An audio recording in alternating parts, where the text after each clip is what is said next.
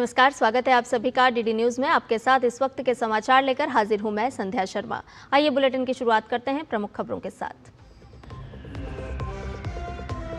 तमिलनाडु में गृह मंत्री अमित शाह के दौरे से बढ़ी चुनावी सरगर्मियां। आज पोंगल महोत्सव के साथ ही कई अन्य कार्यक्रमों में होंगे शामिल।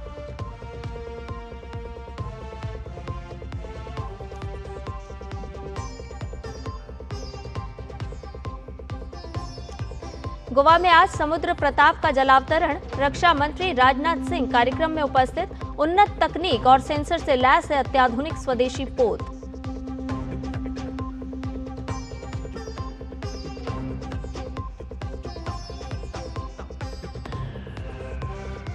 कई राज्यों में आगामी विधानसभा चुनाव से पहले आज चुनाव आयोग की बैठक। विधानसभा चुनाव के चरणों और अन्य अहम मुद्दों पर होगी चर्चा।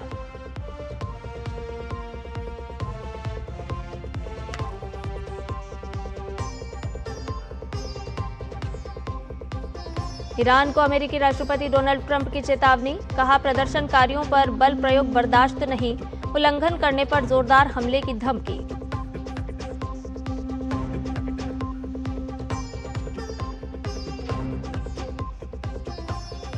और खेलो इंडिया बीच गेम्स 2026 की शुरुआत आज से। केंद्र शासित प्रदेश दमन और दीव में 11 जनवरी तक होगा आयोजन। देश भर से खिलाड़ी होंगे शामिल।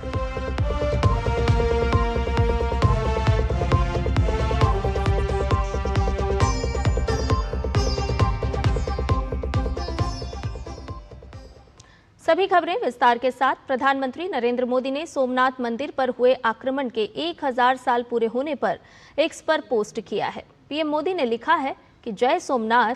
वर्ष 2026 में आस्था की हमारी तीर्थस्थली सोमनाथ ज्योतिर्लिंग पर हुए पहले आक्रमण के 1000 वर्ष पूरे हो रहे हैं। बार बार हुए हमलों के बावजूद हमारा सोमनाथ मंदिर आज भी अडिग खड़ा है। सोमनाथ दरअसल भारत माता की उन करोड़ों वीर संतानों के स्वाभिमान और अदम्य साहस की गाथा है, जिनके लिए अपनी संस्कृति और सभ्यता सदैव सर्वोपरि रही है।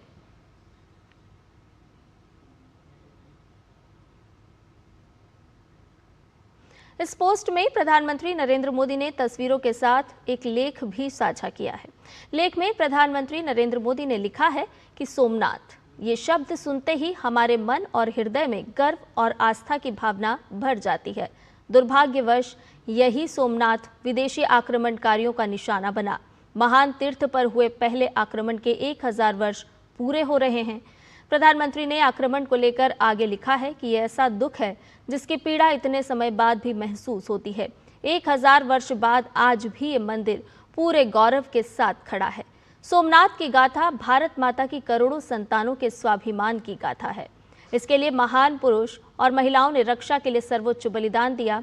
इस बार पीढ़ी दर पीढ़ी लोगों ने मंदिर को फिर से खड़ा किया है। प्रधानमंत्री ने लिखा, मिटाने की मानसिकता रखने वाले खत्म हो जाते हैं, लेकिन सोमनाथ मंदिर आज हमारे विश्वास का मजबूत आधार बनकर खड़ा है। साथ ही प्रधानमंत्री सरदार वल्लभ भाई पटेल के योगदान का जिक्र करते हुए लेख में लिखते हैं कि आज़ादी के बाद सोमनाथ मंदिर के पुनर्निर्माण का पवित्र दायित्व सरदार वल्लभ भाई पटेल के सक्षम हाथों में आया। 11 मई 1951 को सोमनाथ में भव्य मंदिर के द्वार श्रद्धालुओं के लिए खोल दिए गए। वहीं तत्कालीन प्रधानमंत्री पंडित जवाहरलाल नेहरू को लेकर लिखा है कि तत्कालीन प्रधानमंत्री पंडित जवाहरलाल नेहरू इस घटना से अधिक उत्साहित नहीं थे। वो नहीं चाहते थे कि माननीय राष्ट्रपति और मंत्री इस समारोह का हिस्सा बने, लेकिन राजेंद्र बाबू अडिग रहे और फिर जो हुआ उसने एक नया इतिहास रच दिया। अगर 1000 साल पहले खंडित हुआ सोमनाथ मंदिर अपने पूरे वैभव के साथ फिर से खड़ा हो सकता है, तो हम 1000 साल पहले का समृद्ध भारत भी बना सकते हैं।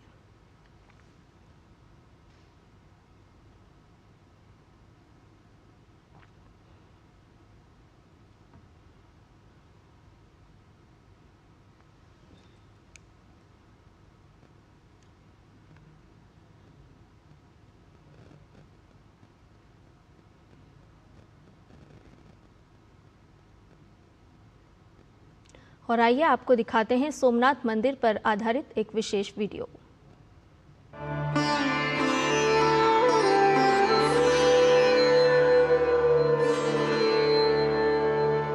सौराष्ट्र स्थित प्रभास पाटन की पावन धरती श्री सोमनाथ महादेव का दिव्य धाम,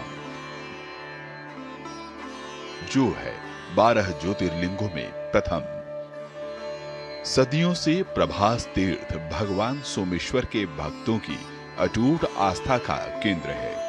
कहा गया है, सोमलिंगम नरो दृष्ट्वा सर्व पापै प्रमुच्यते, यानी सोमनाथ के दर्शन मात्र से मनुष्य सभी पापों से मुक्त हो जाता है। हजारों वर्षों से धर्म और अध्यात्म के शिखर स्थल पर अनगिनत लोग महादेव के सानिध्य का अनुभव करते आ रहे हैं।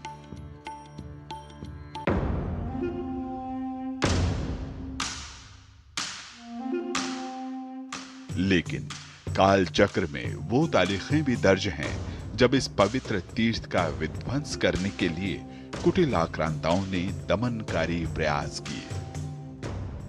ऐसा पहला प्रयास हुआ आज से ठीक 1000 साल पहले। साल था 1026। महमूद गजनवी ने इस तीर्थ पर बर्बरता की थी। न सिर्फ मंदिर को तोड़ा बल्कि पावन शिवलिंग को खंडित किया। यहां तक कि उसके खंड को मस्जिद के फर्श में लगा दिया गया ताकि आने जाने वाले लोगों के पैरों तले सनातनी आस्था को रौंदा जाए। यह सिलसिला यहीं नहीं रुका। आने वाले दौर में बर्बरता का चेहरा बदला, लेकिन दमनकारी सोच वही रही। फिर चाहे वो अलाउद्दीन खिलजी हो या सुल्तान मुजफ्फर, महमूद बेगड़ा हो या औरंगजेब,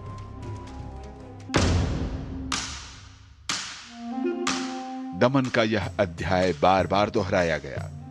कोशिश थी कि घंटियों की गूंज शांत हो जाए और आस्था की लौ बुझ जाए।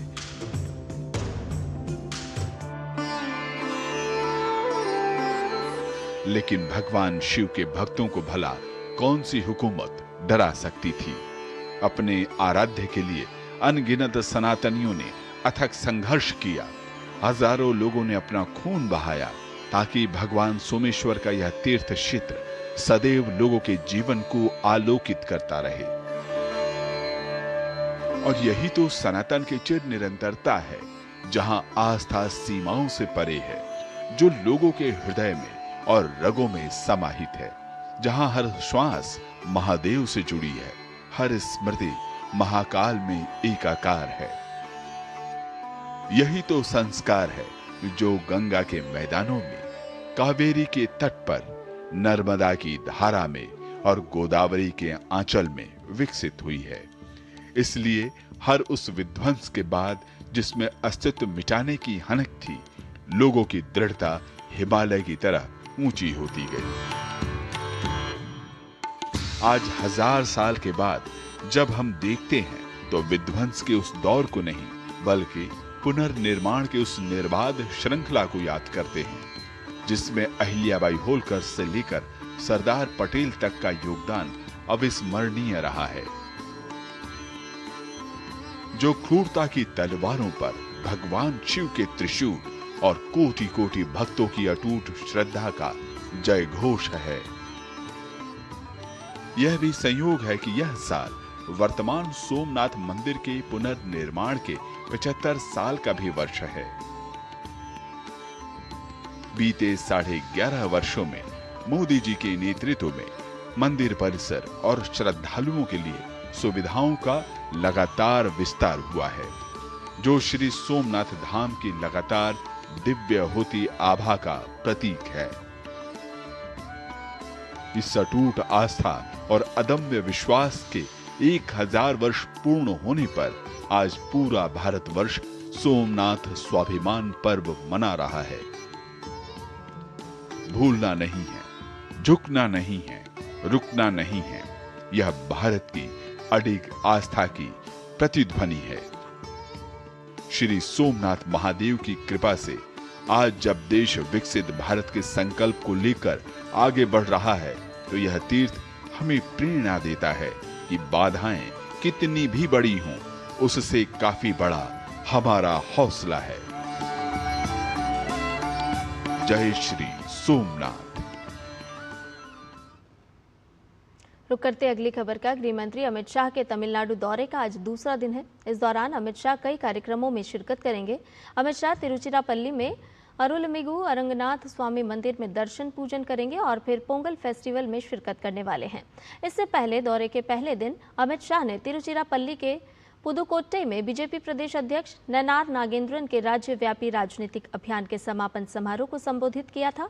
इस साल तमिलनाडु में विधानसभा चुनाव होने हैं। इसके लिए बीजेपी ने पूरे जोर शोर से प्रचार प्रसार का अभियान शुरू कर दिया है।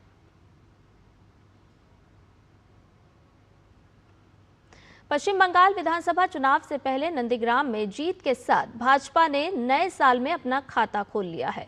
नंदीग्राम की गांगड़ा सहकारी कृषि विकास समिति के चुनाव की सभी 9 सीट पर भाजपा उम्मीदवारों ने जीत दर्ज की है। तृणमूल कांग्रेस ने सभी सीटों पर चुनाव लड़ा था, लेकिन वो एक भी सीट जीतने में सफल नहीं हो सकी। सहकारी विकास समिति के कुल 543 मतदाताओं में से 438 लोगों ने मतदान किया था। भाजपा इस चुनाव परिणाम को आगामी विधानसभा चुनाव के लिए एक शुभ शुरुआत के रूप में देख रही है। गौरतलब है कि 2021 के चुनाव में विपक्ष के नेता सुवेंदु अधिकारी ने मुख्यमंत्री ममता बनर्जी को लगभग 2000 वोटों से हराया था। सुवेंदु अधिकारी ने पहले ही घोषणा कर रखी है कि इस साल नंदीग्राम में जीत का अंतर 20,000 से अधिक होगा। वहीं इस हाई वोल्टेज सीट से अभिषेक बनर्जी ने भी घोषणा की है कि अगर पार्टी चाहेगी तो वो उम्मीदवार बनेंगे। यही कारण है कि सहकारी विकास समिति के चुनाव में तृणमूल को 0 पर समेटने के बाद भाजपा खेमा काफी उत्साहित है। पश्चिम बंगाल में मतदाता सूची के विशेष गहन पुनरीक्षण को लेकर राजनीतिक घमासान और तेज हो गया है, जहां भाजपा और सत्तारूढ़ टीएमसी आमने सामने हो गई हैं। भाजपा नेता दिलीप घोष ने मुख्यमंत्री ममता बनर्जी पर तीखा हमला करते हुए दावा किया है कि राज्य में अब तक लगभग 1 करोड़ फर्जी नाम मतदाता सूची से हटाए जा चुके हैं। घोष का आरोप है कि टीएमसी की चुनावी जीत काफी हद तक इन बोगस वोटों पर टिकी है, इसीलिए पार्टी इस प्रक्रिया को रुकवाने के लिए बेताब है। ममता बनर्जी किसी भी कीमत पर एसआईआर बंद करने के लिए लगी हुई है। लगभग 1 करोड़ के आसपास नाम माइनस हो गया है, फिर भी अभी वो एसआईआर बंद करने के लिए लगी। 1 पॉइंट प्रोग्राम एसआईआर बंद करो। क्यों? आपको इतना डर क्यों है कि आप हार जाएंगे? एसआईआर पूरा हो जाएगा तो? अगर ऐसा है तो आपको हारना ही है। बंगाल को लोग इस बार हराएंगे, इसलिए पूरा देश में एसआईआर हो रहा है, खाली बंगाल में नहीं है। ममता बनर्जी की नींद छुटी हुई है। वो लगातार नई चिट्ठी पत्री, गाली गलौज, भतीजा दिल्ली तक पहुंच गए हैं, लेकिन एसआईआर होगा। और यहाँ की ये जो फॉल्स नेम है, जहाँ छप्पा वोट होता है, इस बार बंद होगा। चुनाव आयोग आज दिल्ली में अहम बैठक करने जा रहा है। इस बैठक में पश्चिम बंगाल समेत अन्य राज्यों के मुख्य निर्वाचन अधिकारी भाग लेंगे। बैठक में विधानसभा चुनाव कितने चरणों में हो, निष्पक्ष और शांतिपूर्ण चुनाव कराने के लिए कितनी फोर्स की जरूरत होगी, इस तरह के सभी विषयों पर गहनता से चर्चा होगी। उधर पश्चिम बंगाल विधानसभा चुनाव की सरगर्मियों के बीच सुरक्षा बलों की तैनाती को लेकर मुख्य चुनाव आयुक्त ज्ञानेश कुमार, पश्चिम बंगाल के मुख्य निर्वाचन अधिकारी मनोज कुमार अग्रवाल और अन्य उच्च अधिकारियों के साथ बैठक काफी अहम मानी जा रही है।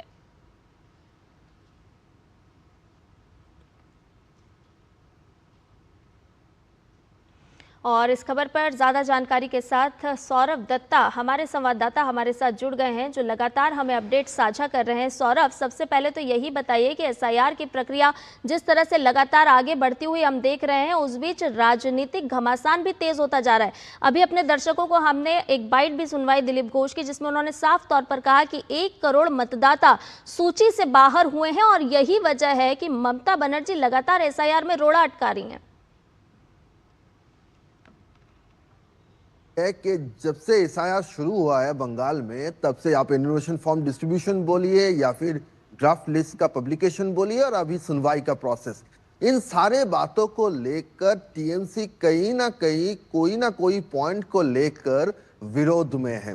और हालांकि जब ताजा जो अपडेट है, जो दिलीप घोष का जो अभी जो बयान हमारे दर्शकों ने हमने सुनाया, वो उसका डेवलपमेंट इसके आधार पे है कि ममता बनर्जी ने तीसरी बार चुनाव आयोग को चिट्ठी लिखा है। देखिए, ममता बनर्जी चिट्ठी में ये बात दिलीप घोष क्यों कह रहे हैं कि वो डर रही है, बीजेपी का खेमा क्यों कह रही है कि वो डर रही है, क्योंकि जो पॉइंट स्टेप ले चुके हैं या फिर चुनाव आयोग उन सारे स्टेप्स को इसलिए ले रहे हैं ताकि कोई अवैध वोटर तालिका में ना रहे।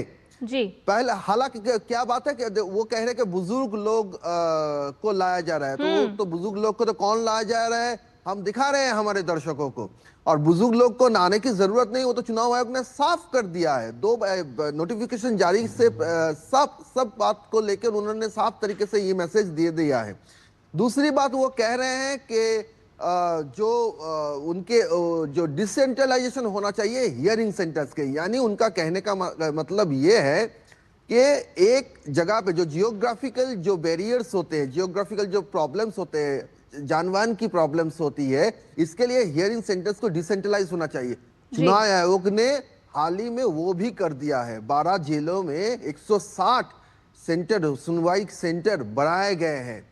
और जो बात उन्होंने कहा है कि ये जो परमानेंट रेसिडेंशियल सर्टिफिकेट है और ये जो अदर्स जो डॉक्यूमेंट्स जो मांगे जा रहे हैं उसको जिला स्तर में दिया गया है और उसको स्टेट से फिर से वेरीफाई करने के लिए कहा जा रहा है, इससे प्रोसेस डिले होगा। अब सवाल ये आता है कि एक बात तो आप कह रहे हैं कि अभी एसआर प्रोसेस को हॉल्ट कर दीजिए, स्थगित कर दीजिए, और दूसरी बार आप कह रहे हैं कि ये इससे प्रोसेस डिले हो रहा है। आप कहना क्या चाहती हैं? आपके खुद के बयान में विरोधाभास है। मतलब आपको जो जो पॉइंट सूझता है आप उसमें विरोध कर रही है। जिस पॉइंट में आपको बेनिफिट है, पॉजिटिव है, उसमें आप बोल नहीं रही है। सौरभ, लेकिन ये जो प्रक्रिया है इसको रुकवाने की क्या वजह है? क्या तर्क दे रही हैं इसके पीछे मुख्यमंत्री ममता बनर्जी? देखिए, ममता बनर्जी का जो तर्क है वो उनका कहना है कि ये सारे जैसे ये प्रोसेस चल रहा है इससे वैध वोटर का नाम कट जाने की आशंका है उनको। लॉजिकल डिस्क्रिपेंसी का जो फिगर है उसको लेके भी वो बोल रही है। संध्या जी, एक बात देखिए, लॉजिकल डिस्क्रिपेंसी का फिगर क्या था? 1,36,00,000। चुनाव आयोग अगर किसी एजेंडे से चलती, वो लॉजिकल डिस्क्रिपेंसी का फिगर अभी 94 लाख हो गया है। क्यों? चुनाव आयोग जांच कर रही है कि हम उन्हें पहले लगा था कि ऐसा हो सकता है, वो लगातार एक जांच प्रक्रिया में है कि वाकई ऐसा है। वो सरजमीन उसको जांच कर रही है। अगर नहीं है तो कोई बात नहीं, वो लोग है। जो डॉक्यूमेंट्स की बात है, वो डॉक्यूमेंट्स अगर वेरीफाइड है, अगर उस डॉक्यूमेंट्स को बिहार के एसआईआर के होने के बाद इशू नहीं किया गया है, अगर तब इशू हुआ है, तो चुनाव आयोग तो देखेगा ही ना कि बिहार के एसआईआर के बाद ये सारे जो डॉक्यूमेंट्स इशू हुए वो क्या इस डर से इशू हुए हैं कि उनको अभी डॉक्यूमेंट्स चाहिए तो जैसे तैसे करके वो डॉक्यूमेंट्स गैदर कर रहे हैं। ये तो चुनाव आयोग का काम है, चुनाव आयोग तो जांच करेगी। लेकिन उसमें भी ममता बनर्जी को विरोध है। लेकिन संध्या जी, एक बात बताइए, ये सारे 4 पन्नों की चिट्ठी में कहीं आपको ये पॉइंट नजर आया कि चुनाव आयोग ने कहा है कि 5 जो स्टेट गवर्नमेंट के आधिकारिक है जिन्होंने वोटर लिस्ट से छेड़खानी की थी पूर्व मेदिनीपुर और बारुईपुर कॉन्स्टिट्यूएंसी के, उन अधिकारियों के खिलाफ चुनाव आयोग ने कहा था एफआईआर दर्ज करने के लिए, वो एफआईआर अब तक क्यों दर्ज नहीं हुआ? डीजीपी को चिट्ठी लिखा गया है। सी मुरुगन जो वोटर इसी के ऑफिशियल है, उनके ऊपर जो हमला हुआ है जी, उनको प्रायर इंफॉर्मेशन था कि वहां जा रहे हैं, तो फिर भी वहां पे पर्याप्त सिक्योरिटी क्यों नहीं था? ममता बनर्जी ने इस चिट्ठी में एक बार भी ये कहा कि नहीं, हमसे चूक हुई है, हम देखेंगे, आपने चिट्ठी लिखा है हमारे डीजीपी को, हम इस बात को देखेंगे, तब तो बैलेंस होगा ना। लेकिन आप सिर्फ अपनी बातें कर रहे हैं। आप कह रहे हैं कि आपके बीएलएस को क्यों नहीं जाने दिया जा रहा है। कमीशन कह रहा है कि बीएलएस 8 पार्टी के बीएलएस अगर हियरिंग सेंटर्स में जाएंगे तो इतने सारे लोग अगर वहां पे बैठेंगे तो इतना एकोमोडेशन कहाँ है सब जगह पे। और दूसरी बात, उनका ये कहना है कि बीएलएस एनुमरेशन फॉर्म तक उनका काम हो चुका है, हियरिंग में उनका क्या काम है? हियरिंग में तो उनका कोई काम नहीं है। ये तो वोटर्स और ईसीआई के बीच का मामला है। इसमें टीएमसी के बीएलएस रहना क्यों चाहते हैं? क्योंकि वो रहना चाहते हैं। लेकिन अब यहाँ पर सवाल ये भी है कि जिन तमाम परेशानियों को ममता बनर्जी गिना रही हैं या फिर टीएमसी गिना रही है, क्या ये परेशानियां, क्या ये दिक्कत आम मतदाताओं के बीच वास्तव में है या फिर सिर्फ ये एक राजनीतिक मुद्दा है जिसकी वजह से परेशानियां गिनाई जा रही है? देखिए, इसमें सरासर आम इंसान से जुड़े हुए जो पॉइंट है, 2 पॉइंट है। एक तो बुजुर्ग लोगों को क्यों लाया जा रहा है, दूसरा ये है कि हियरिंग सेंटर्स अगर काफी दूर रहा तो दिक्कत हो सकती है। मैंने पहले ही बोला कि हियरिंग सेंटर्स काफी दूर होने की जो इशू है, जो जानवाहन की जो समस्या है, उसको चुनाव आयोग ने मद्देनजर रखते हुए डिसेंट्रलाइज कर दिया है। जी। बुजुर्ग लोग को कौन ला रहा है संध्या जी? बुजुर्ग लोग को तो हमने दिखाया कि ग्राउंड रिपोर्ट में वो तो टीएमसी के लोग मोहल्ले में जाके उनको उठा उठा के ले रहा है। उनका काम तो ये था उनको बताने के लिए कि आप जाने की जरूरत नहीं है, चुनाव आयोग ने नोटिफिकेशन जारी कर दिया है, आप यहाँ पे घर पे रहिए। वो ये भी तो कह सकते थे, हमने इस बात को उठाए थे, आप घर पे रहिए, लेकिन नहीं, वो ले आएंगे, आकर उनको जो दिक्कत होगी उसके बाद कहेंगे क्या करेंगे, इसी के लिए तो हम विरोध कर रहे हैं। तो विस्पर कैंपेनिंग का मौका आप तो पूरे और से ले रहे हैं, राजनीति का मौका पूरे और से ले रहे हैं। और तीसरी जो बात है चुनाव, और एक जो पॉइंट उन्होंने कहा कि व्हाट्सएप में कमीशन मैसेज दे रहा है। यहाँ के जो स्टेट गवर्नमेंट के ऑफिशियल्स जो डीएम के पास नवान्न की तरफ से जो मैसेजेस आते हैं वो क्या नोटिफिकेशन के जरिए आते हैं? वो भी तो व्हाट्सएप के जरिए ही आते हैं जी। तो फिर आप अपनी बात नहीं देखेंगे, आप चुनाव आयोग की हर एक बात को देखिए। उस बात को आप देख रहे हैं कि जिसको दिक्कत है, permanent residential certificate, OBC certificate, SC ST certificate, अगर आपको बिहार के चुनाव के बाद अगर इशू किया गया है तो साफ तरीके से उसको लेके ये सवाल उठेगा कि बिहार के एसआर के बाद ये जो लोग जो जिनकी अब नींद टूटी है कि हमें ये डॉक्यूमेंट्स चाहिए, अब क्यों नींद टूटी है, इससे पहले क्यों उनकी नींद नहीं टूटी, वो अब क्यों परमानेंट रेसिडेंशियल सर्टिफिकेट की जुगाड़ में है, क्यों बर्थ सर्टिफिकेट की जुगाड़ में है, तो वो नहीं देखेंगे बैक रजिस्टर में कि उसका कब हुआ था, उसका इशू कब हुआ था, कौन आधिकारिक इशू किए थे, उनका औहदा क्या है, वाकई में वो जो इशू किए हैं वो अथॉरिटी है। तो इसी के लिए तो जिला स्तर में, पंचायत स्तर में जो सर्टिफिकेट्स दिए गए हैं उनको स्टेट गवर्नमेंट के ऑफिशियल से वेरीफाई किया जा रहा है, आपका ही ऑफिस है। सौरभ, चलिए ये मान भी लेते हैं, ममता बनर्जी जो कह रही हैं कि 1 करोड़ मतदाता जो मतदाता सूची से बाहर किए गए वो किसी और प्रेरणा से प्रेरित होके, कि चलिए एक पल को मान भी लेते हैं, लेकिन सवाल तो ये उठता है कि 1 करोड़ में से क्या एक व्यक्ति, क्या 1% व्यक्ति भी सामने आए हैं अपने डॉक्यूमेंट लेकर के कि हमारा नाम गलत तरीके से इस मतदाता सूची से हटाया गया है?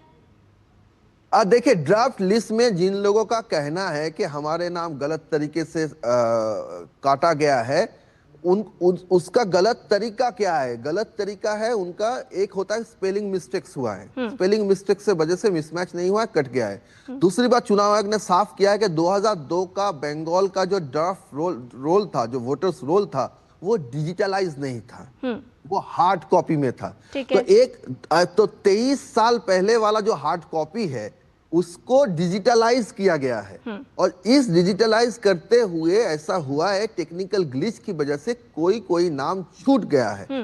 फिर चुनाव आयोग क्या कर रहा है? चुनाव आयोग देखा कि अगर आपका हार्ड कॉपी में आपका नाम है लेकिन आपका सॉफ्ट कॉपी में आपका नाम नहीं है, यानी ऑफलाइन है, ऑनलाइन नहीं है, तो उन्होंने कहा है कि आपको सुनवाई में आने की जरूरत नहीं है। ये तो चुनाव आयोग ने ही कहा है, स्पष्ट कर दिया है। दूसरी जो बात है डॉक्यूमेंट्स की रही बात, तो डॉक्यूमेंट्स की बात तो जाहिर सी सवाल है कि जिनके नाम 2002 में नहीं है, कोई लिंकेज एस्टेब्लिश नहीं कर पाए, लेकिन अगर उनका उम्र 45 से ज्यादा है तो सवाल नहीं उठेगा कि आपका उम्र आज के डेट में 2025 के डेट, अभी तो 2026 है, आज के डेट में 45 से ज्यादा है। तो 2002 तो आप 23 वर्ष के थे, तब आपका वोटर लिस्ट में नाम क्यों नहीं था? ये तो काफी लॉजिकल सवाल है, तो आप जाओ और जाके बताओ कि क्यों नहीं था, तो इसमें हर्ज क्या है? और इसी अशुद्धि को तो शुद्ध करने के लिए इस एसआईआर प्रक्रिया को चुनाव आयोग संपन्न करा रहा है। हालांकि ये एक पूरी तरह से एक सियासी घमासान है कि ममता बनर्जी लगातार एसआईआर की प्रक्रिया में एक बाधा उत्पन्न करने का काम कर रही हैं। हालांकि आज चुनाव आयोग की एक महत्वपूर्ण बैठक भी होनी है, इसको लेकर के देखा जाएगा कि आगे जब चुनाव की तारीखों का ऐलान होगा तो किस तरफ पश्चिम बंगाल का ये चुनाव मोड़ लेता हुआ नजर आएगा। बहुत बहुत शुक्रिया सौरभ, तमाम अपडेट हमसे साझा करने के लिए। और इसके साथ ही बुलेटिन में फिलहाल एक छोटे से ब्रेक के लिए रुक रहे हैं, जल्द हाजिर होंगे।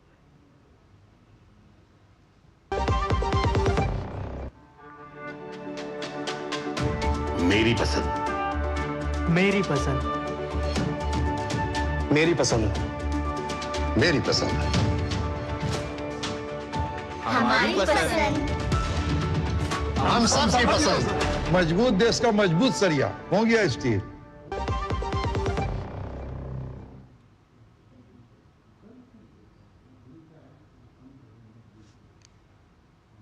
ब्रेक के बाद समाचार में आपका एक बार फिर से स्वागत है। खबरों में बढ़ते हैं आगे। दिल्ली विधानसभा का शीतकालीन सत्र आज से शुरू हो गया है। इस बार सत्र में कैग की कई अहम रिपोर्ट्स सदन के पटल पर रखी जाएंगी, जिसमें शीश महल के मुद्दे पर पेश होने वाली कैग रिपोर्ट सबसे ज्यादा महत्वपूर्ण है। दरअसल ये मामला दिल्ली के पूर्व मुख्यमंत्री अरविंद केजरीवाल के 6 फ्लैग स्टाफ रोड स्थित आधिकारिक निवास के रेनोवेशन से जुड़ा हुआ है, जिसे लेकर भारतीय जनता पार्टी लगातार आम आदमी पार्टी पर हमलावर रही है।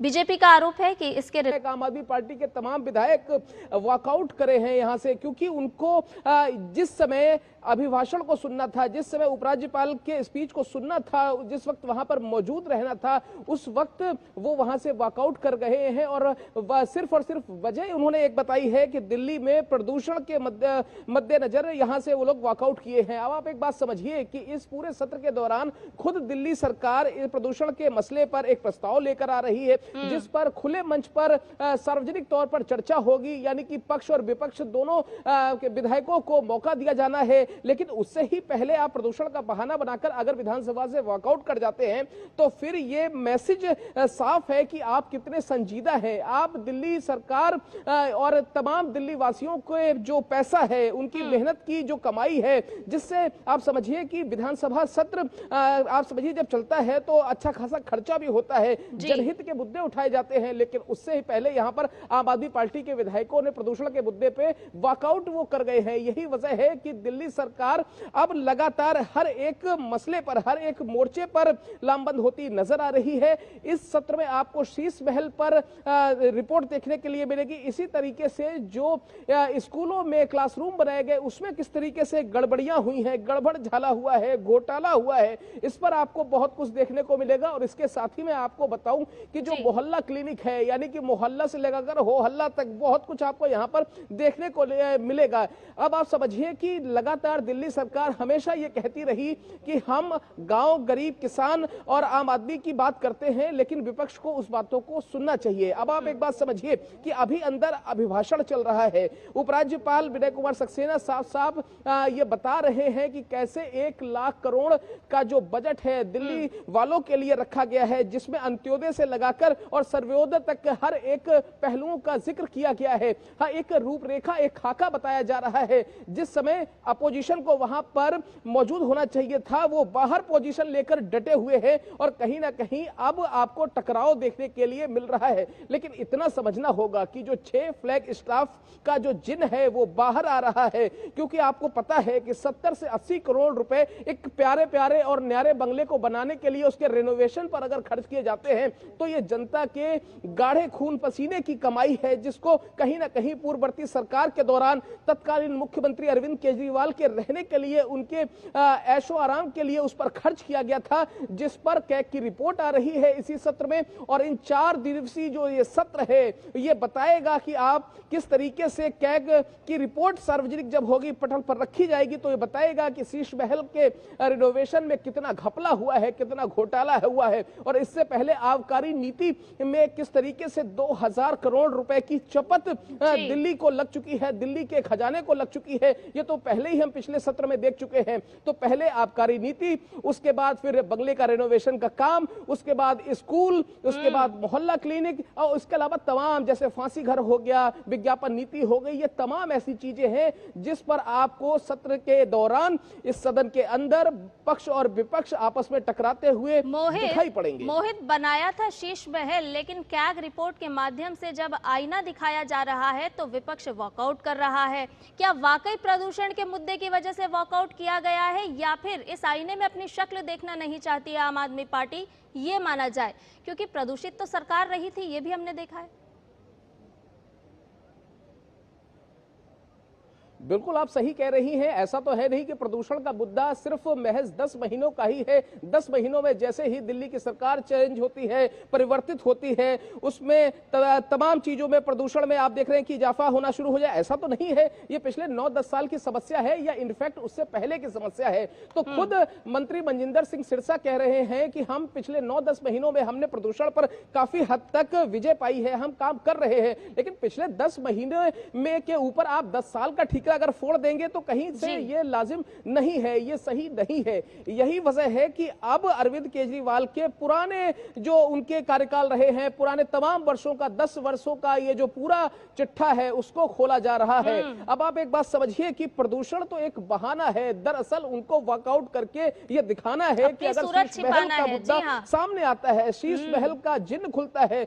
जी बहुत शुक्रिया मोहित, तमाम अपडेट हमसे साझा करने के लिए। आगे भी हम लगातार इस खबर पर आपसे अपडेट लेते रहेंगे, लेकिन फिलहाल अपने दर्शकों को एक बड़ी खबर बता देते हैं। जी आपको बता दें कि उमर खालिद और शर्जील इमाम जमानत याचिका के मामले में ये जमानत याचिका खारिज हो गई है। तो उमर खालिद और शर्जील इमाम जमानत याचिका खारिज से जुड़ी हुई बड़ी खबर इस वक्त आ रही है, जहां 5 अन्य आरोपियों को जमानत मिली है। तो दूसरे आरोपियों से नहीं की जा सकती खालिद और इमाम की भूमिका की तुलना, ये भी कहा गया है। उमर खालिद और शर्जील इमाम की तुलना दूसरों से नहीं की जा सकती।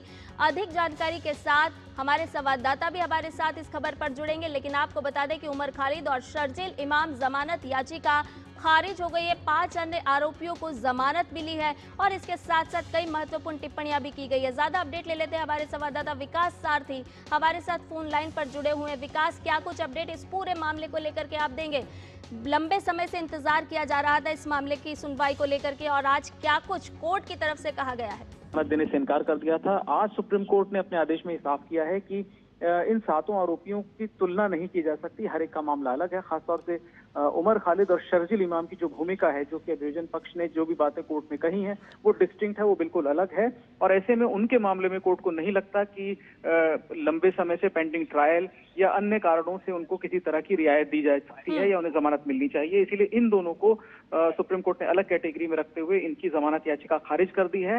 हालांकि बाकी 5 को, जिन पर आरोप समान है, लेकिन कोर्ट ने कहा कि भूमिका इन लोगों की अलग अलग है। सबके खिलाफ प्रोसिक्यूशन के आरोप भले ही समान हो, सेक्शन समान हो, लेकिन अगर स्क्रूटनी की जाए तो सबकी भूमिका अलग थी, जिसमें उमर खालिद और शर्जील इमाम लीडिंग पोजीशन में है इस पूरे मामले में।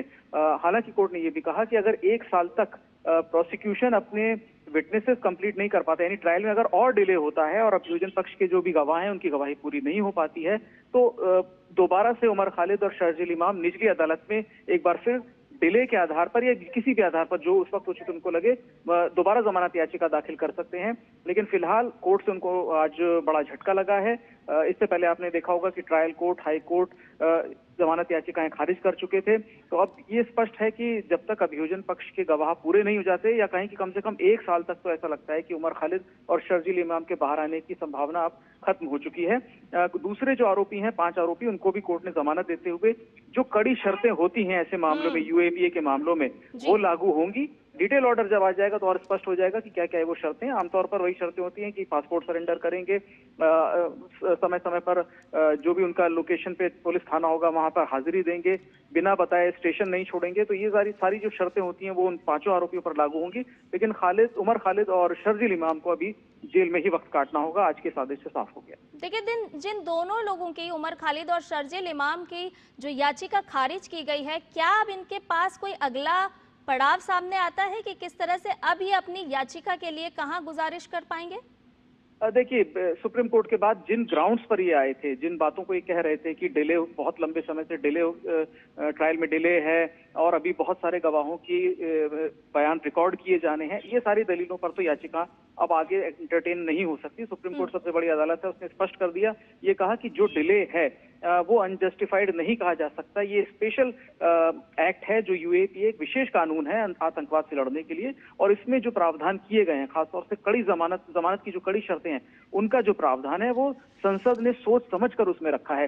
तो जो जमानत के लिए कड़े प्रावधान है, अगर वो उसको क्वालिफाई करेगा आरोपी, तभी उसको जमानत मिलेगी। वो केवल आर्टिकल 21 का हवाला देकर या बहुत समय से जेल में वो हैं, ट्रायल में डिले हो रहा है, इन सारी सामान्य दलीलों के आधार पर जमानत नहीं पा सकता। और यहाँ पर कोर्ट ने भी माना कि प्रथम दृष्टया अभियोजन पक्ष अपना केस साबित करने में सफल रहा है कि जो मामला है उसमें शर्जील इमाम और उमर खालिद की भूमिका बहुत महत्वपूर्ण है और इन लोगों को अभी जमानत नहीं दी जानी चाहिए, क्योंकि अभी प्रोसिक्यूशन के बहुत सारे विटनेसेस की बयान रिकॉर्ड होने हैं। इसमें बहुत से प्रोटेक्टेड विटनेस हैं, यानी कि उनकी पहचान सार्वजनिक नहीं है, उनकी सुरक्षा को भी मद्देनजर कोर्ट को रखना होगा।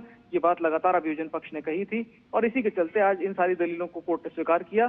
हालांकि 7 में से 5 लोगों को सशर्त जमानत दे दी गई है डिले के आधार पर, लेकिन इन दोनों की भूमिका को ज्यादा इंपॉर्टेंट मानते हुए कोर्ट ने कहा कि इन दोनों के मामले में हमें लगता है कि जमानत नहीं दी जानी चाहिए। जी, बहुत शुक्रिया विकास तमाम अपडेट हमसे साझा करने के लिए। तो दिल्ली दंगों से जुड़ी हुई खबर आपको बता रहे थे, जिसमें कोर्ट ने ये माना है कि उमर खालिद और शर्जिल इमाम जो हैं उनकी जमानत नहीं होनी चाहिए। उसके साथ साथ जो 5 अन्य लोग थे उनकी जमानत याचिका स्वीकार कर ली गई है। खबरों में बढ़ते हैं आगे और आपको बता दें कि अमेरिका और वेनेजुएला में तनाव के चलते संयुक्त राष्ट्र सुरक्षा परिषद यानी कि यूएनएससी ने आज आपात बैठक बुलाई है। राजनयिकों के मुताबिक रूस और चीन के समर्थन से कोलंबिया ने 15 सदस्यीय परिषद की बैठक का अनुरोध किया था। संयुक्त राष्ट्र सुरक्षा परिषद अमेरिका और वेनेजुएला के बीच बढ़ते तनाव को लेकर 2 बार अक्टूबर और दिसंबर में बैठक कर चुका है। अमेरिका की इस कार्रवाई को लेकर संयुक्त राष्ट्र के महासचिव एंटोनियो गुटेरेस ने गहरी चिंता व्यक्त की है। उन्होंने कहा कि अमेरिका की ये कार्रवाई बेहद खतरनाक उदाहरण बन सकती है। वहीं वेनेजुएला में अमेरिकी सैन्य कार्रवाई के बाद वेनेजुएला नेता निकोलस मादुरो को आज न्यूयॉर्क के मैनहट्टन स्थित फेडरल कोर्ट में पहली बार पेश किया जाएगा। उन पर अमेरिका ने ड्रग तस्करी से जुड़े गंभीर आरोप लगाए हैं। ये पेशी ऐसे समय में हो रही है जब उनकी गिरफ्तारी की वैधता और राष्ट्रपति इम्यूनिटी को लेकर कानूनी बहस तेज हो रही है। वेनेजुएला की राजधानी पर अमेरिकी हमले पर अमेरिकी राष्ट्रपति डोनाल्ड ट्रंप ने कहा है कि उन्हें संभावित खतरे के बारे में पता था, साथ ही ये बहुत खतरनाक ऑपरेशन था। ट्रंप ने यह भी जानकारी दी कि हमले के दौरान अमेरिका के कुछ लोग घायल हुए हैं। ट्रंप ने कहा कि एक हेलीकॉप्टर को काफी नुकसान हुआ है, लेकिन अमेरिका की फोर्स सब वापस ले आई है, कोई मारा नहीं गया है।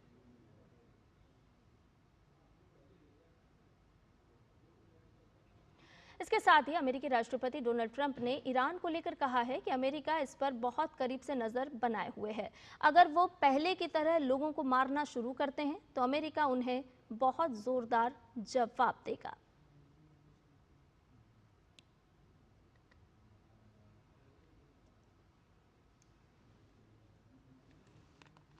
और इस खबर पर ज्यादा अपडेट ले लेते हैं। हमारे सहयोगी संवाददाता अखिलेश सुमन हमारे साथ जुड़ गए हैं। अखिलेश, सबसे पहले तो यही बताइए कि आज यूएनएससी में बहुत ही महत्वपूर्ण सुनवाई होनी है, बैठक होनी है, बल्कि हम ये कहेंगे कि बैठक होनी है, लेकिन इस समय में जिस तरह से वेनेजुएला में हालात उत्पन्न हुए हैं उसको लेकर इस बैठक को कितना अहम और महत्वपूर्ण आप देख पा रहे हैं? निश्चित तौर पे बहुत ही महत्वपूर्ण बैठक है, क्योंकि देखिए वेनेजुएला पर जिस तरीके से अचानक कार्रवाई करके वहां के राष्ट्रपति और उनकी पत्नी को उठाया गया और उसके बाद उन्हें ले आकर अमेरिकी कानून के सामने पेश किया गया, अदालत में आज उनकी कार्रवाई शुरू होगी। पूरी दुनिया में एक तरीके से कहे कि सत्ते का संकेत है, सारी दुनिया सत्ते में है कि एक सार्वभौम देश के राष्ट्रपति को और उसकी पत्नी को उठाकर आप ले आते हैं, एक सामान्य अपराधी की तरह बेड़ियों में उसे जकड़ते हैं और उसके बाद घुटनों पर आने को मजबूर करते हैं। तो निश्चित तौर पे यह एक अंतर्राष्ट्रीय जो कानून है, अंतर्राष्ट्रीय जो व्यवस्था है, उस व्यवस्था को एक सबसे बड़ी चुनौती है। संयुक्त राष्ट्र को चुनौती भी है, क्योंकि संयुक्त राष्ट्र अपने चार्टर और अपने नियम कानून और परंपराओं के मुताबिक चलता है और बहुत सारे देशों का ये कहना है कि यह जो हुआ है वो संयुक्त राष्ट्र चार्टर के बिल्कुल खिलाफ है। तो इसीलिए आप देख रहे हैं कि पक्ष हो या विपक्ष हो, सब जगह एक तरीके से कह सकते हैं कि लोग चोरी छुपे दबे स्वर में इस कदम की आलोचना ही कर रहे हैं। एक आध देश छोड़ दे तो पूरी दुनिया में इसकी आलोचना हो रही है। तो ऐसी स्थिति में आज संयुक्त राष्ट्र सुरक्षा परिषद, जो कि सबसे एपेक्स बॉडी है संयुक्त राष्ट्र की, तो उसमें जो चर्चा होगी बहुत ही महत्वपूर्ण है, क्योंकि देखिए रूस और चीन वहाँ के अस्थायी सदस्य हैं। ये दोनों ने बहुत ही गहरी प्रतिक्रिया व्यक्त की है। चीन ने कहा है कि तुरंत उसे वेनेजुएला के राष्ट्रपति को रिलीज किया जाए, उनकी पत्नी को रिलीज किया जाए। रूस ने भी बिल्कुल इसी तरह से बात की है। कोलंबिया, जिस पर कि लगातार डोनाल्ड ट्रंप भी एक तरीके से धमकी दे रहे हैं, कोलंबिया पर भी उसके नेतृत्व में प्रस्ताव लाया गया है। तो कह सकते हैं कि आज बहुत ही जोरदार गर्मा गर्म चर्चा होगी और उस चर्चा में जो सबसे महत्वपूर्ण बात यह है कि जो रूस है, चीन है या सारे देश है, उनको अपनी बात कहने का मौका मिलेगा। अमेरिका को भी अपना जस्टिफिकेशन देना पड़ेगा। अमेरिका जी अभी तक अपने किसी कांग्रेस के किसी भी सीनेट में हो या चाहे हाउस ऑफ में अपने हाउस ऑफ रिप्रेजेंटेटिव में हो, कहीं कोई बयान नहीं दिया है, केवल प्रेस के माध्यम से उन्होंने बयान दिया है। तो आज सबसे पहले उनको संयुक्त राष्ट्र सुरक्षा परिषद में अपना उन्होंने जो किया है उसमें बयान देना पड़ेगा औपचारिक तौर पे कि क्यों उन्हें ये कदम उठाना पड़ा। तो निश्चित तौर पे अमेरिका के लिए भी एक परीक्षा की घड़ी है कि किस तरह से वो जस्टिफाई करते हैं। दूसरी महत्वपूर्ण बात संख्या ये है कि अमेरिका जो भी हो, अमेरिका वीटो पावर वाला देश है। अगर कोई प्रस्ताव आने की कोशिश होगी तो प्रस्ताव तो वीटो पावर लगा के अमेरिका रोक लेगा। लेकिन इसके जो लार्जर जो इसके जो रिपरकशंस है कि एक संकेत जो है वो दुनिया के देशों के लिए काफी अहम है। दुनिया के देश निश्चित तौर पे इस मामले में अपनी अपनी तरीके से रिव्यू कर रहे हैं कि किस तरीके से इस स्थिति को लिया जाए ताकि उनके हित भी सुरक्षित रहे और एक वर्ल्ड ऑर्डर जो है, वर्ल्ड ऑर्डर में जो एक संतुलन है वो बना रहे। और अखिलेश देखिए, प्रयास यही किया जाएगा कि भविष्य के लिए इस तरह का एग्जाम्पल सेट ना हो, इसीलिए ये बैठक काफी महत्वपूर्ण भी मानी जा रही है। इसके साथ साथ आपसे ये भी जानना चाहेंगे कि अगर जो इस सैन्य कार्रवाई अमेरिका ने वेनेजुएला पे की है उसके बाद अगर डोनाल्ड ट्रंप के बयानों को हम देखें तो उन्होंने कहा है कि संभावित खतरा बना था, संभावित खतरे के बारे में मुझे पता था। इस संभावित खतरे को किस तरह से आप एनालिसिस कर पा रहे हैं, क्या कहना चाह रहे हैं इसके पीछे डोनाल्ड ट्रंप? देखिए, दो बातें हैं। एक जो बात यह है कि देखिए जिस तरीके से डोनाल्ड ट्रंप ने दुनिया पर टैरिफ लगाया और उनको ये लग रहा था कि उस टैरिफ से उनको काफी फायदा होगा, लेकिन उन्हें बाद में यह भी समझ में आने लगा है केवल टैरिफ से नहीं होगा। जिस तरीके से कुछ देश खास करके चीन से उनकी जो आर्थिक एक प्रतिस्पर्धा उत्पन्न हुई है, उस आर्थिक प्रतिस्पर्धा में लग रहा था कि अमेरिका को जितना लाभ मिलना चाहिए उतना लाभ नहीं मिल रहा है। ऐसा कहते हैं कि वेनेजुएला का जो पूरा तेल संरचना है उसको स्थापित करने में अमेरिका की बड़ी भूमिका थी, लेकिन इधर के दिनों में हुआ ये कि वेनेजुएला का अधिकांश तेल जो है वो चीन को जा रहा था और चीन जो है वो युआन में दे रहा था। डॉलर का डॉलराइजेशन की स्थिति बन रही थी जिसमें डॉलर का महत्व कम हो रहा था। तो ऐसी स्थिति में अमेरिका को लग रहा था कि उसकी अर्थव्यवस्था पे एक खतरे की स्थिति उत्पन्न हो सकती है। और ड्रग का जो इशू है, जो नार्को टेररिज्म है, उस नार्को टेररिज्म के माध्यम से अमेरिका के समाज में उन्हें ये लग रहा था कि अराजकता फैल सकती है, क्योंकि अमेरिका एक विविध पहचान वाला समाज है जिसमें कि तरह तरह के लोग हैं, चाहे वो अफ्रीकी हो या लैटिन अमेरिकी हो या एशियन हो, तरह तरह के लोग हो। और ऐसे में अगर नार्को टेररिज्म की स्थिति बनती है तो उनको ये संदेह था, आशंका थी कि अमेरिका के आंतरिक सुरक्षा को खतरा हो सकता है। तो इसीलिए आपने देखा होगा कि मडूरो पे जो उन्होंने आरोप लगाया है नार्को टेररिज्म का, उन्होंने अमेरिका की सुरक्षा को खतरा बताया है। तो इसी तरफ शायद डोनाल्ड ट्रंप संकेत कर रहे हैं, वो इलाबोरेट बहुत नहीं कर रहे हैं, लेकिन इन्हीं दो मुद्दों पे जो एक आर्थिक खतरा है और दूसरा जो एक यह जो खतरा है आंतरिक स्थिति में उनको कोई परेशानी न हो, ये खतरा, इन दोनों खतरों की तरफ शायद वो संकेत कर रहे हैं। जी, बहुत शुक्रिया अखिलेश तमाम जानकारी हमसे साझा करने के लिए। और बुलेटिन में फिलहाल रुकने एक छोटे से ब्रेक के लिए जल्द हाजिर होंगे। जब धरती चीर कर निकलता है लोहे का पत्थर और मिलता है मोंगिया के जोश से, फिर तपता है, पिघलता है और बनता है फौलाद। अब होता है सरिया सारी खूबियों के साथ। मोंगिया स्टील, मजबूत देश का मजबूत सरिया। कुछ पल नहीं दिशा दिखाए, मंजिल नहीं फिर दूर, जब कुछ पल साथ बिताए। तुम्हारे साथ बिताए हुए पल मेरे साथ रहेंगे जिंदगी भर। LIC से मिले बीमे की रकम ने ही मेरे नए काम की शुरुआत को मुमकिन बनाया। कुछ पल का साथ बन जाता है जिंदगी भर का साथ। LIC, हर पल आपके साथ। ब्रेक के बाद समाचार में आपका एक बार फिर से स्वागत है। विदेश मंत्री डॉक्टर एस जयशंकर 2 देशों के 6 दिवसीय दौरे के पहले चरण में फ्रांस की राजधानी पेरिस में मौजूद हैं। अपनी यात्रा के दौरान उन्होंने पेरिस में सिक्वी सेट ट्राम woven stories between India and France प्रदर्शनी का दौरा किया। सोशल मीडिया प्लेटफॉर्म एक्स पर जानकारी देते हुए उन्होंने बताया कि प्रदर्शनी भारत की वस्त्र विरासत और रचनात्मकता को शानदार तरीके से प्रदर्शित करती है। विदेश मंत्री ने इसे भारत और फ्रांस के बीच गहरे सांस्कृतिक संबंधों का एक मजबूत प्रतीक बताया है।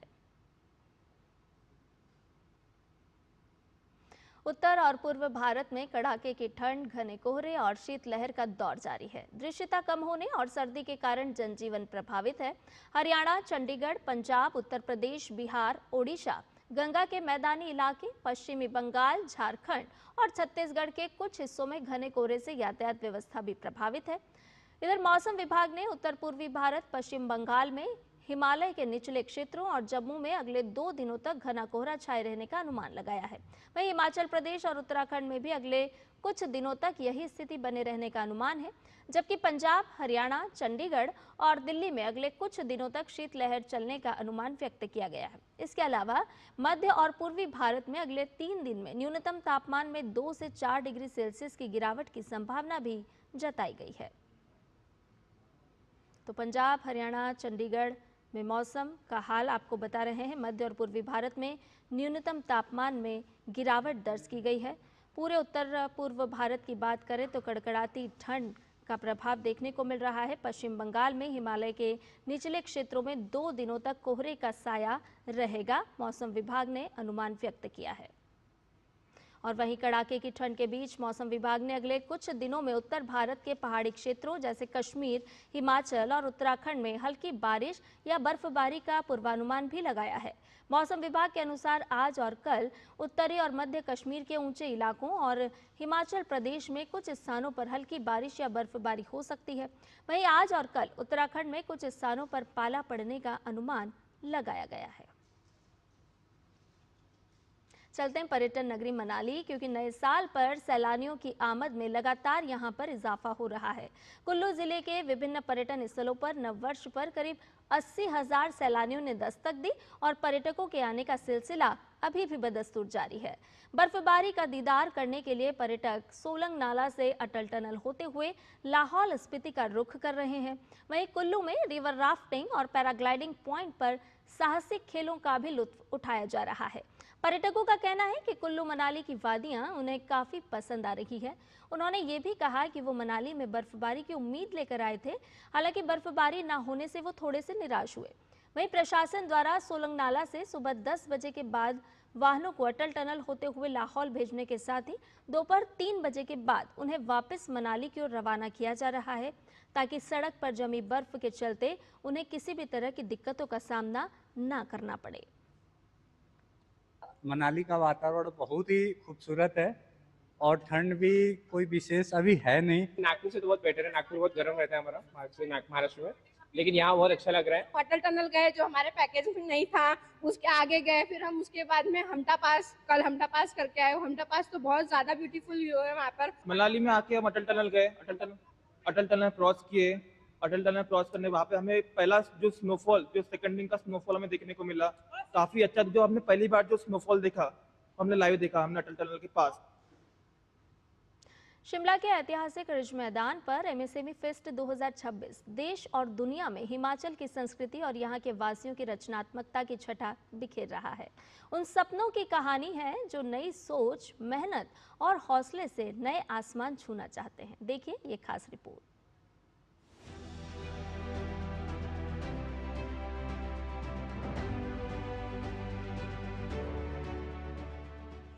शिमला के ऐतिहासिक रिज मैदान पर सजा हिम एमएसएमई फेस्ट 2026 सिर्फ एक प्रदर्शनी नहीं, बल्कि उन सपनों की कहानी है जो नई सोच, मेहनत और हौसले से आकार ले रहे हैं।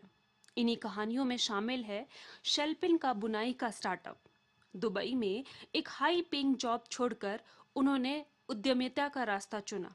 करीब 10 वर्षों से वे सफलतापूर्वक अपना व्यवसाय चला रही हैं। यही नहीं, G20 समिट के दौरान शेल्पिन एकमात्र ऐसी उद्यमी थी जिनके द्वारा तैयार किया गया हिमाचल का राज्य पुष्प बुरांश प्रतीकात्मक उपहार के रूप में हर प्रतिनिधियों को भेंट किया गया। यह क्षण हिमाचल की संस्कृति और स्थानीय उद्यमिता को वैश्विक मंच पर ले गया। मैं 2015 में मैंने ये सब चीज़ें देखी एंड मैं दुबई में काम करती थी, तो मैंने वहाँ से अपनी जॉब छोड़ी, मैं वापस इंडिया आई और मुझे बहुत अच्छा लगा कि मैंने ये सब चीज़ें बनानी शुरू करी।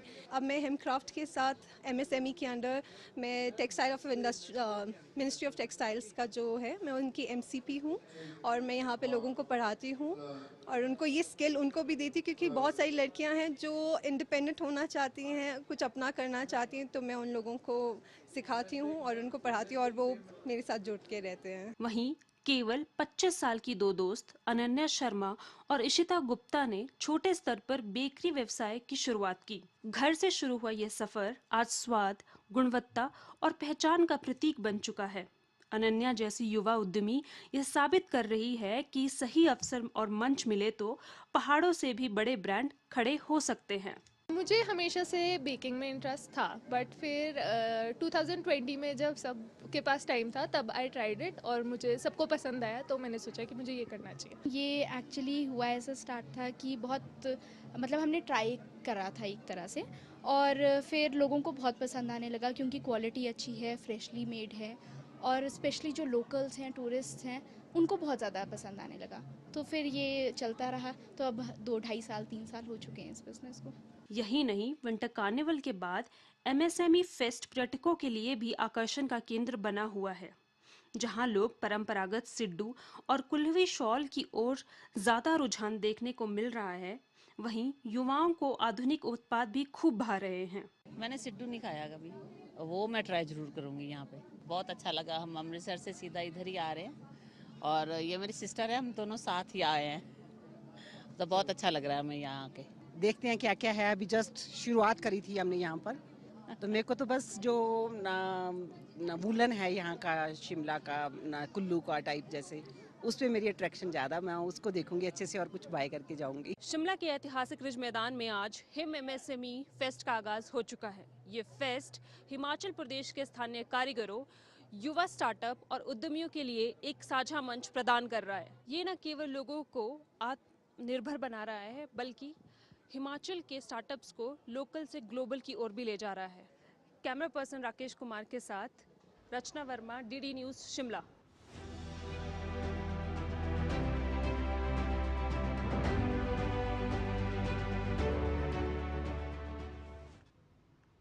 महाशिवरात्रि तक चलने वाले प्रयागराज के पौराणिक माघ मेले में बड़ी संख्या में श्रद्धालु पहुंच रहे हैं। कड़ाके की ठंड के बीच बड़ी संख्या में श्रद्धालु यहां कल्पवास करने पहुंचे हैं, जो गंगा की रेती पर बने टेंट में जमीन पर सोने और संगम स्नान कर घर गृहस्थी से मन हटाकर आध्यात्मिक साधना के कठिन तप को प्रसन्न चित्त से पूरा कर रहे हैं। संगम तट पर लोग भजन, कीर्तन, भंडारा, सेवा, धार्मिक साहित्य के प्रचार प्रसार और तो और साधु संतों के सत्संग का लाभ भी उठा रहे हैं। प्रशासन ने गंगा की रेती पर बनी टेंट सिटी में बिजली, पानी, सड़क, बैंक, फायर ब्रिगेड समेत श्रद्धालुओं की जरूरतों की सभी सुविधाएं मुहैया कराई है। सुरक्षा को लेकर सतर्क प्रशासन पूरे मेला क्षेत्र में 400 से ज्यादा AI इनेबल्ड CCTV कैमरों से 24 घंटे नजर रख रहा है। इसके अलावा ड्रोन के माध्यम से भी भीड़ और यातायात की लगातार निगरानी की जा रही है। जल सुरक्षा को ध्यान में रखते हुए NDRF और SDRF के गोताखोरों को संगम और आसपास के घाटों पर तैनात किया गया है।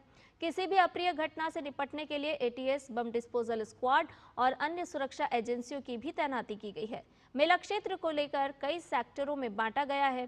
पुलिस बल की तैनाती की गई है ताकि किसी भी आपात स्थिति से तुरंत निपटा जा सके।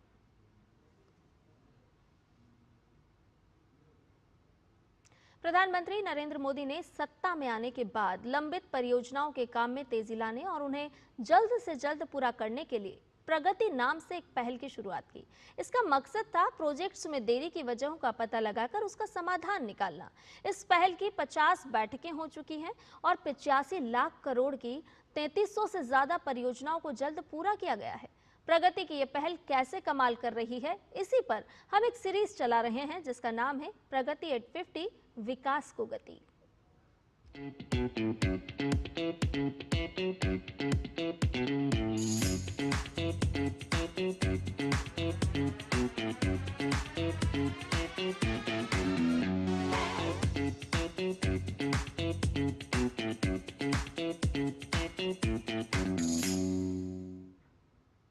मातृत्व, स्वास्थ्य और महिला सशक्तिकरण को मजबूती देने के उद्देश्य से शुरू की गई प्रधानमंत्री मातृ वंदना योजना देश भर की करोड़ों माताओं के लिए सहारा बन चुकी है। प्रधानमंत्री नरेंद्र मोदी के नेतृत्व में प्रगति यानी कि proactive governance and timely implementation की बैठकों ने इसे नई गति प्रदान की है। प्रधानमंत्री मातृ वंदना योजना आज तकनीक, पारदर्शिता और समयबद्ध सेवाओं के साथ देश की माताओं के जीवन में सकारात्मक बदलाव ला रही है और उन्हें आर्थिक और सामाजिक रूप से सशक्त बना रही है। आप देखिए हमारी एक खास रिपोर्ट और मुझे दीजिए इजाजत। नमस्कार।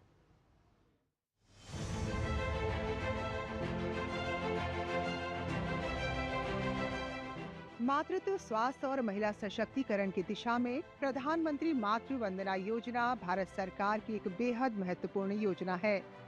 ये योजना गर्भवती महिला और स्तनपान कराने वाली महिलाओं के साथ ही नवजात शिशुओं के लिए वरदान साबित हो रही है। 2017 में शुरू हुई इस परियोजना ने अब तक करोड़ों माताओं को आर्थिक संबल प्रदान किया है और इस योजना की सफलता में प्रगति प्लेटफॉर्म बेहद महत्वपूर्ण भूमिका निभा रहा है, जिसके जरिए लगातार इस योजना के कार्यान्वयन पर नजर रखी जा रही है। PMMVI के तहत पहले बच्चे के लिए मिलने वाला 5,000 रुपया और दूसरे बच्चे के लिए यदि वो बालिका हो तो 6,000 रुपए की प्रत्यक्ष लाभ अंतरण यानी DBT ने महिलाओं को आर्थिक रूप से काफी मजबूत बनाया है। इस योजना की शुरुआत से लेकर 31 दिसंबर 2025 तक 4 करोड़ 26 लाख से अधिक लाभार्थियों को कुल 20,060 करोड़ रुपए की मातृत्व सहायता राशि सीधे उनके बैंक खातों में दी जा चुकी है। माननीय प्रधानमंत्री जी का भी बहुत बहुत धन्यवाद कि उन्होंने इस योजना को हम जैसी गर्भवती महिलाओं के लिए यह योजना लागू की। प्रगति प्लेटफॉर्म ने इस योजना की गति और सफलता को काफी तेज किया है, जिसके तहत इस योजना को और ज्यादा प्रभावी बनाने के लिए कई महत्वपूर्ण कदम उठाए गए हैं। इसके तहत 21 मई 2025 से PMMVY के सभी नए नामांकन के लिए फेशियल ऑथेंटिकेशन के जरिए बायोमेट्रिक सत्यापन अनिवार्य कर दिया गया है। इसके लिए पोषण ट्रैकर में मौजूद फेशियल रिकॉग्निशन सिस्टम FRS का उपयोग किया जा रहा है। जहां ये सुविधा उपलब्ध नहीं है, वहां UIDAI आधारित आधार फेस RD ऐप के माध्यम से सत्यापन किया जा रहा है। पूरे देश में लागू इस योजना के तहत 31 दिसंबर 2025 तक 24,29,000 लाभार्थियों का नामांकन FRS के जरिए किया जा चुका है। इस योजना के तहत लाभार्थियों तक पहुंचने को आसान बनाने के लिए मंत्रालय ने ड्यू लिस्ट पहल की शुरुआत की है। इसमें पोषण ट्रैकर के डेटा के आधार पर गर्भवती और स्तनपान कराने वाली माताओं की सूची तैयार की जाती है, जो तय मानदंडों को पूरा करती है। 31 दिसंबर 2025 तक 16,30,000 लाभार्थियों को ड्यू लिस्ट के जरिए योजना से जोड़ा जा चुका है। इसके साथ ही एकीकृत शिकायत निवारण प्रणाली भी शुरू की गई है। PMMVY पोर्टल पर शिकायत दर्ज होते ही लाभार्थी को टिकट नंबर के साथ SMS भेजा जाता है। इसके तहत 3 तरह की शिकायत दर्ज की जा सकती है। पहला PMMVY पोर्टल, दूसरा PMMVY हेल्पलाइन 1515 और तीसरा CPGRAMS के माध्यम से। पहली संतान होने पर मुझे 5,000 का लाभ प्राप्त हुआ और दूसरी संतान यानी लड़की होने पर मुझे 6,000 का लाभ हुआ। तो मैं चाहती हूँ कि ये लाभ जो है वो सारी गर्भवती महिलाओं को मिले। प्रगति प्लेटफॉर्म प्रधानमंत्री मातृ वंदना योजना में तकनीक, पारदर्शिता और समयबद्ध सेवाओं के जरिए देश की माताओं को सशक्त बनाने की दिशा में बेहद महत्वपूर्ण भूमिका निभा रहा है। Bureau report, DD news.